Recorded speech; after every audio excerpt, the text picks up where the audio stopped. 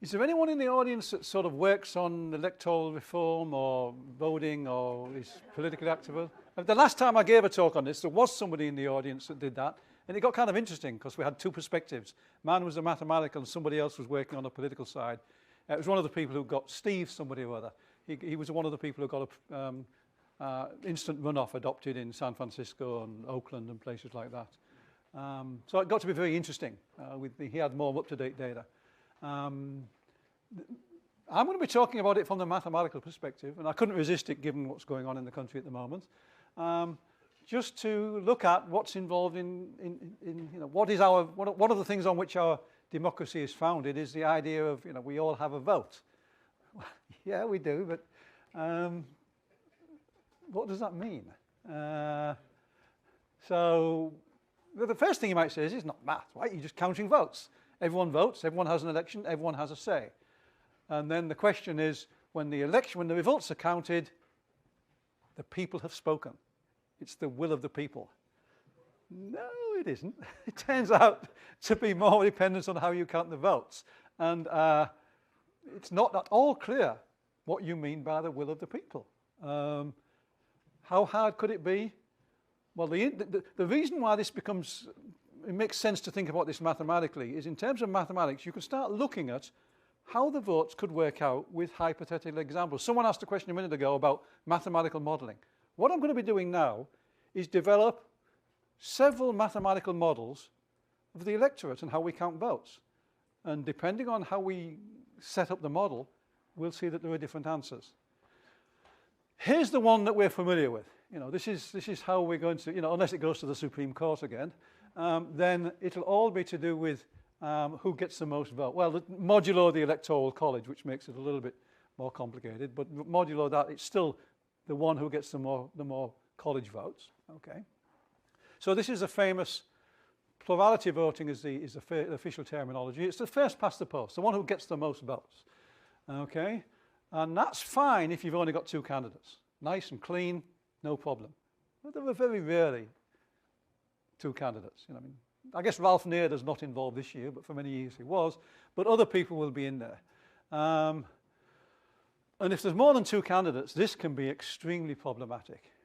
And you can often get winners, or you can get winners, and it does happen, that 2/3 of the voters really didn't like. And the one that was in my memory, which kind of dates me, and when we get this wrestler, Jesse Ventura, in Minnesota, surprisingly being elected, when only just over 1/3 of the population voted for him. So that was there's more recent examples, even in the Bay Area, but this was a very famous one that got a lot of coverage because people were really surprised, how could that happen, that someone with only 30%. So first past the post, if you've got more than two people, it's not the will of the people anymore because it's the way the things get counted. You can get someone elected that really 2 out of 3 people didn't want to be there. So it's hard to say that's the will of the people if 2/3 of the people didn't want that person in office.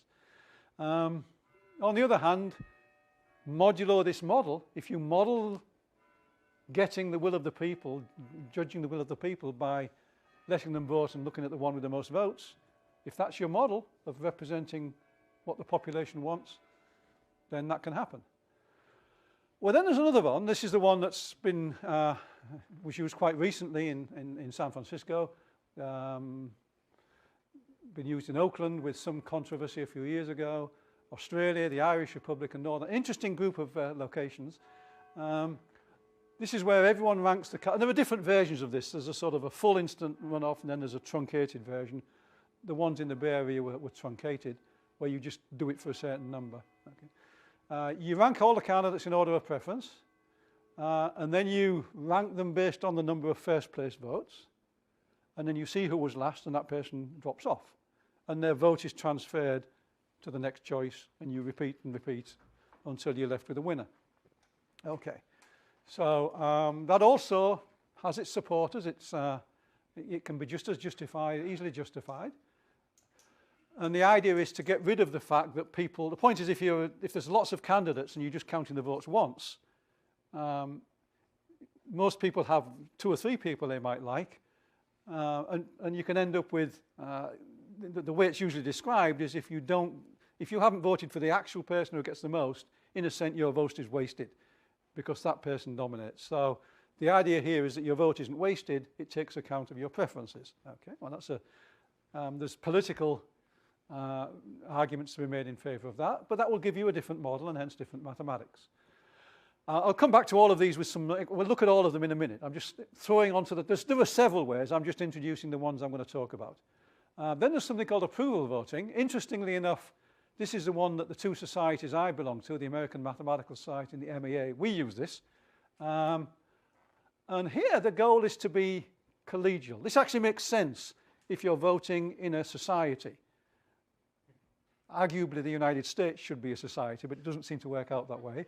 Where the goal is we should all try to get along together, and it's better to have someone it's better to minimize the number of unhappy voters rather than to have a small group of voters who gloats because they've won. We want to minimize dissatisfied people. And for things like the MEA, the MAS, we think this is a good way of doing it. So you vote for all those whom you're happy to have. You're basically saying, I can live with that person. So the idea is to encourage collegiality. And for things like professional societies, that's kind of a valuable thing to have. And then the one who gets the most votes wins. And it tends to encourage people to be collaborative and to not upset as many people. I'm British. I'm sort of used to the sort of wishy-washiness.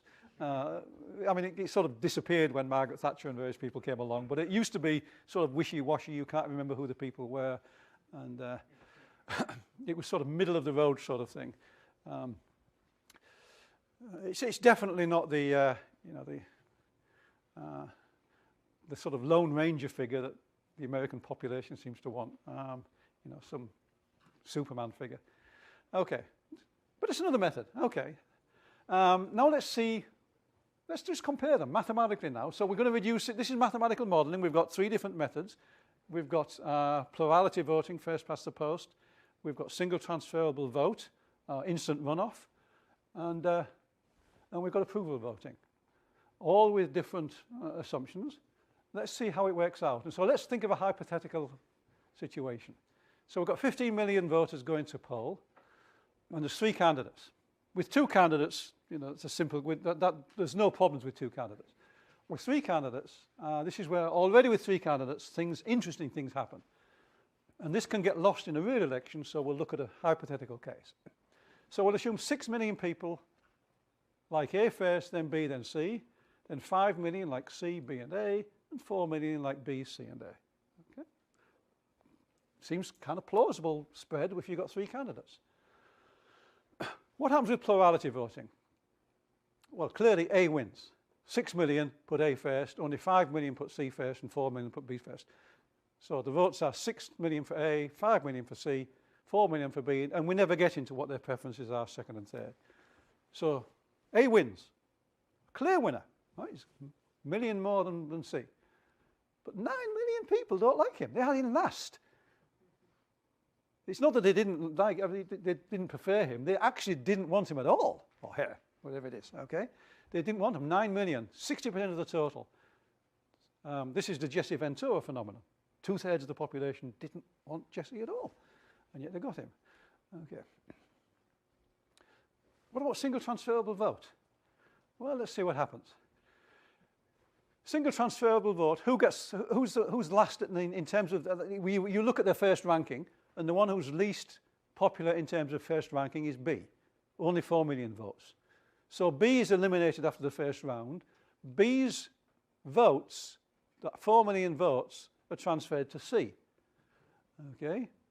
So that puts C, who originally had 5 million votes, C now has 9 million votes. So this time, C wins. So the first time with plurality voting, A wins. By this method, and A won pretty substantially. First past the post, 6 million to 5 million. No one's going to call that election and ask for a recount. If it's 6 million to 5 million to 4 million, that's regarded as a clear result. So in plurality voting, A wins hands down. No questions, no lawsuits, no Supreme Court. Okay. C wins by 9 million to 6 million. absolutely clear results. You know, the people have spoken. The people want C. 9 million to 6 million. Well, now the people have spoken twice. In one case, they hands down voted for A, and this time they've hands down voted for C. And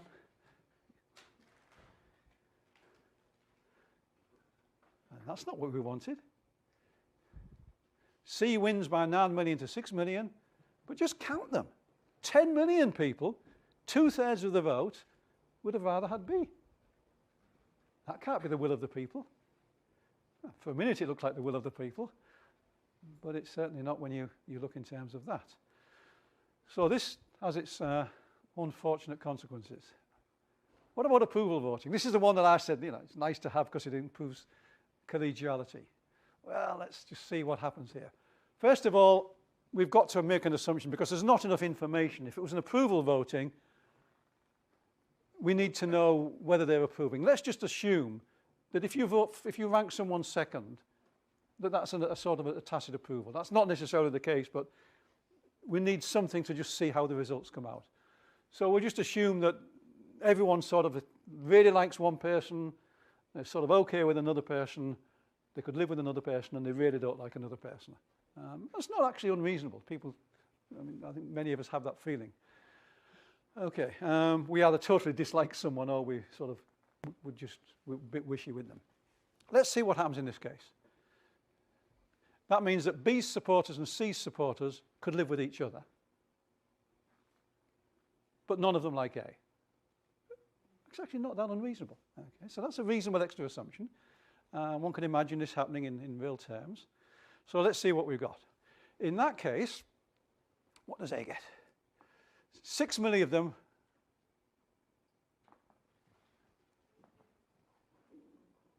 are going to go to A. 15 million are going to go to B. And 9 million are going to go to C. Because you're approving. It's just this doesn't say you think A is your favourite. It says 6 million people approve of A. Because the others didn't approve at all. 6 million at the top, the other two, they had A last. They didn't approve of A at all. But in the other cases, there's approvals going on. So B gets the 6 million from the first line. And actually B gets them all, doesn't they? B gets 15 million because all three think B's okay. Either they think B's wonderful or B's okay. The first two lines, 6 million think B's okay, 5 million think B's okay, 4 million think B's is wonderful. So that's 15 million. In the case of C, 6 million don't want C at all, but 5 million plus 4 million, they could live with C. So those are the numbers when the goal is not to have a lot of dissatisfied people, where you've minimized the number of dissatisfied voters. But in this case, B wins. So when we summarize, we've got 3 voting systems, same electorate, same preferences. Which candidate do you want? You tell me who you want, and I'll give you a voting system that will give you that candidate. You know, this is huge. Don't worry about redistricting. Change the mathematics. You know, come to the mathematicians. We'll give you who you want. Just give us the preferences. Maybe I should run for the Supreme Court. No, I don't think I have the right kind of background. Anyway, really kind of remarkable when these are dramatic. And these are not these are simplified numbers, but I don't think they're unreasonable. They're the kind of things you can easily think of as coming up. So which one is the will of the people? Well, it's not a mathematical question, that's a political social question. What does it mean to represent the people? Minimize the number of unhappy people, have someone who has a definite group of people who totally approve of them, or that you've just got some preferences. Very different assumptions behind those politically and socially. And there's another problem with this. A single transferable vote gets a lot of mileage. You know, trendy cities like San Francisco and Oakland have adopted that. Okay, I mean, there's a lot to be said in favour. And as I said the last time I gave this talk, there was somebody in the room who was very instrumental in getting single transferable vote, instant runoff accepted in San Francisco and the Oakland, the Bay Area. So one of the local activists was in the room and actually stood up and explained why he thought it was valuable. And it was a very persuasive argument. as it must have been, because it was eventually accepted. But there's something weird about this thing. This is very weird. It's very sensitive to the way the preferences go. Because it can happen that if more people vote for someone, you can have someone who was going to win, but if at the last minute more people vote in favour, and supposing the election's going on, and they reported on, they do public opinion polls, and they report on television that candidate X looks like they're going to win in San Francisco. So much so that people think, oh, well, in that case, I want to make sure I back a winner. I'll switch my vote and vote for that person so that they're even more likely to win. If they switch their vote, that potential winner can end up coming last. Let's see why. Let's imagine we just got 21 voters. Okay, 7 of them rank A, B, C, D, 6 B, A, C. So these are the order of preferences. Okay, 7, 6, 5, and 3. So 4 candidates, 21 voters. Multiply everything by, multiply the number of voters by 1,000, and you've got something maybe realistic for votes in a major city. Okay, let's see what happens. Single transferable votes. Who's the one in last in terms of first place? Well, only 3 put D first, whereas 5 put C first, 6 put B first, and 7 put A first. So I've ranked those in order of their placing of D, in the number of voters, and D gets the lowest number of first places. So D's out. D, those 3 voters had C second. So they've all gone to C. Okay. So the new counts are D's gone, so the 7s had A, B, C, and D. That's unchanged because D was at the bottom. 6 had B, A, C, D. That's unchanged. D was last. In terms of the ones, the 5 and the 3, the 5 have C, B, A. D's gone. And the 3 have C, B, A. So C, B, A is the aggregate of the last 2 now. When you take D out of the picture, the last 2 rows become rows for CBA. Okay, now there's another round. The second round, let's see. 7 have A first, 6 have B first, and 8 have C first. So B fails now in the first place. So B's gone, and B's votes, those 6 votes, go to A, because A was their 6th choice.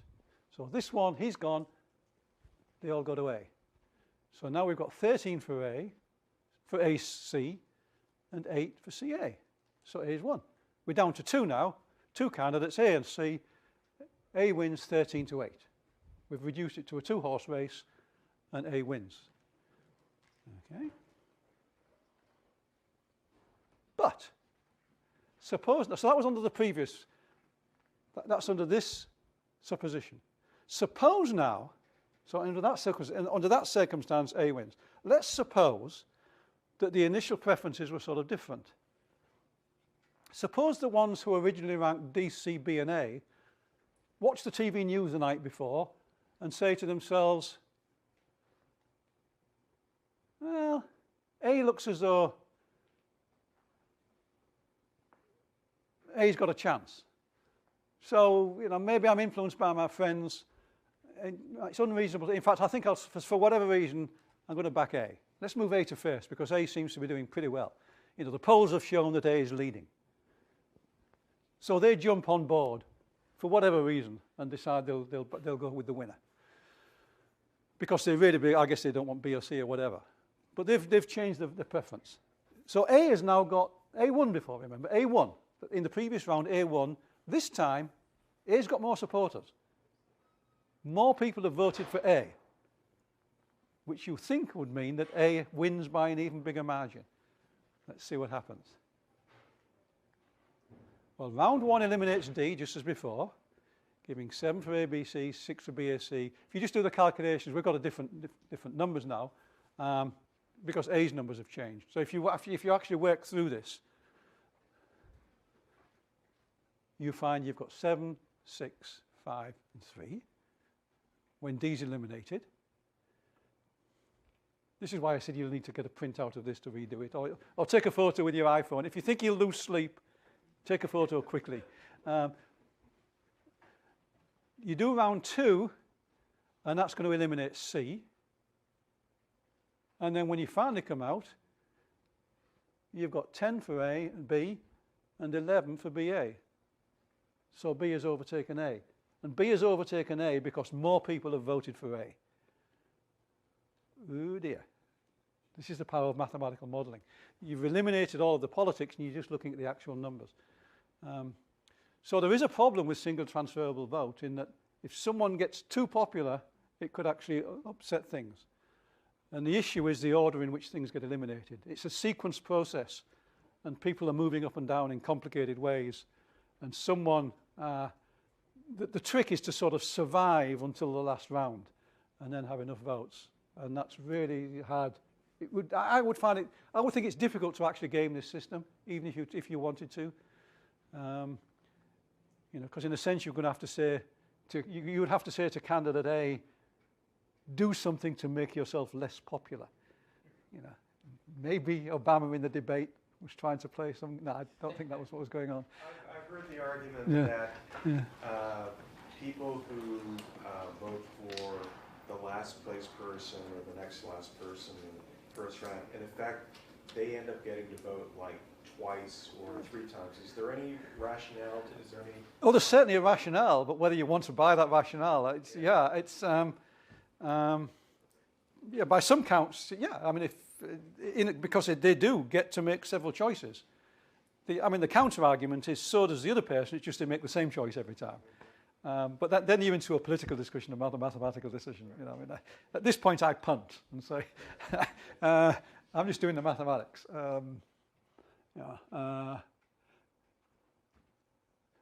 And I actually haven't, I say I do the mathematics, I'm interested in it, and I get interested in it every time there's an election. But this is not my area of mathematics, which is a pity, because this kind of thing is the closest I'll ever get to a Nobel Prize chance. And, mathematicians really only get a chance at the economics thing. That was an interesting result today, because that result that's relevant to the result that was cited is very controversial as to whether that's valuable or not. That's another issue. Okay. So the question is, come on, mathematicians. What's better? I mean, you've looked at 3 popular methods, all of which are used in various places. They've all got problems. If you're so smart, you mathematicians, come up with a better way. Well, the mathematicians are smart, and a mathematician at Stanford, not at Stanford when the original work was done, but eventually was brought to Stanford. It was very interesting about the Nobel Prize today was that the Stanford guy that won, technically he's still at Harvard. He got a visiting professor. Now I don't know whether we knew who was likely to get it, but boy, he was here at the time. And if you look at Boston.com, it says Harvard professor gets Nobel Prize, and if you look on Stanford's webpage, it's Stanford professor gets Nobel Prize. So. Interesting how that was parsed out. And then right at the bottom it says he's currently a visiting professor at Stanford, but a regular position is on the way. And he was originally from Stanford, so I think it's... all right, that's marketing. Well, you go to a mathematician and you get a mathematical answer. And in this case, it was a theorem that says there is no perfect method. So mathematicians did come up with an answer, but it wasn't the answer people would have liked. And this was a very famous result of Kenneth Arrow, now emeritus at Stanford, co-recipient of the 1972 Nobel Prize. And back in his 1951 PhD thesis, Social Choice and Individual Values, he proved this result that's, in some senses, very surprising. When you dig down into it, there are some subtleties going on. But on the face of it, it's extremely surprising because there are these 3 conditions that seem totally reasonable to have. First of all, if every voter prefers X over Y, then the entire group prefers X over Y. You could actually start pushing these things. And actually, there's a friend of mine at UC Irvine called Donald Sari, who's a mathematician, who's written several books on this and has really sort of kicked the tires on this one and said, well, there are various issues you can have with it. Okay, let's look at the second one, because we've just seen how this kind of thing can play in with that last example. If every voter's preference between X and Y remains unchanged, then the group's preference between an X and Y will also remain unchanged, even if the voter's preferences between the other pairs change. Well, you know, I deliberately gave that other example beforehand to say that this is actually a rather complicated question. Sounds, on first meeting, that sounds reasonable, but when you are aware of the way votes can shift, it's not altogether clear that it's reasonable or not. But on the face of it, it seems reasonable. You know, why should your preferences be altered by another person, even if they change for other things? If you prefer X to Y, you know, if we think about that, it's not actually clear that you really want that, because depending on who else is in there, you might change your views. But in any case, this was when this first came out, it was regarded as, I mean, I was a small child, so I wasn't aware of it, but I'm told that it was regarded as that second condition was regarded as being very reasonable. And then there's no dictator. No single voter possesses the power to always determine the group's preference. Okay. All right. Well, the point is, if you want all of those three, you can't have them. There simply is no voting method that will solve. The proof's not terribly difficult. This isn't a course about proofs, and you can find the proofs all over the place, including the books by Donald Sari. You just can't have it. In fact, what you show is typically, if a voting system has 1 and 2, then you've actually got a unique decider. That's kind of a bit of a downer. So that leaves the question that mathematics has basically looked at the issue and done its mathematics, done its modelling, and then said it's back to the politicians. The one constant thing that mathematics has shown us is you can't solve the problem. Mathematics is not where to look to find the ideal voting method. Mathematics, I think, is valuable. It gives us into those kind of questions, and I've just given 3, but you can run these kind of simulations with these models with different voting methods, different numbers, and you can look at the different models, and then you can run computer models. What happens if you recount after every round? Could that change things if you allow people to re-vote? After every round. If they completely re-vote, then you're in a very different game. You mean if you eliminate and then there's a completely, then you're into a very expensive business, of course. That would be, in principle, it's a dangerous thing to say this, but in principle that sounds very plausible. Yeah, you knock somebody out and then you have a completely different vote. My initial reaction is that would be the one that would be least likely to be objected by everybody except the taxpayers who are paying for it. There is definitely no free lunch there. But yeah, that should, all of the things I'm talking about depend upon the fact that the preferences are sort of fixed and everyone has, and then you're just counting the votes. So I'm looking at counting the votes when there's been an election. Now in the case of some, you might do 1 or 2 other things, but basically you have one election, you get the results and you count them.